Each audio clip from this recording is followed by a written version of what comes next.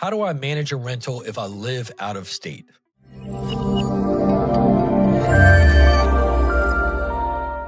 You don't.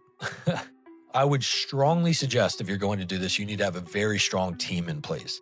Now, normally what that team would look like is your property management team. You would hire a property manager. They would handle everything A to Z so you don't have to worry about it.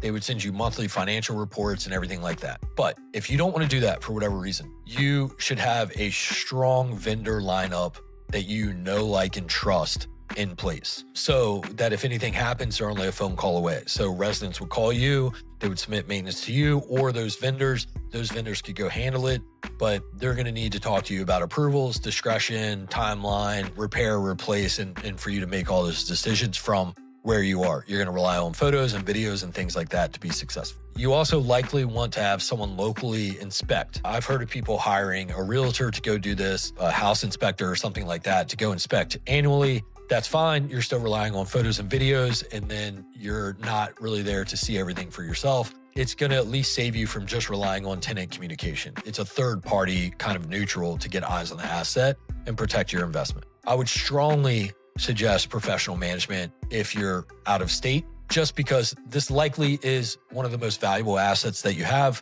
Professional management does not cost that much. In fact, if it's done correctly, it often pays for itself by reducing vacancy, improving the tenant experience, reducing turnover and things like that, handling maintenance at an appropriate rate and providing all the documentation and doing the inspections. So I would highly recommend property management. If you're manage a rental and you live out of state, that's what I would suggest.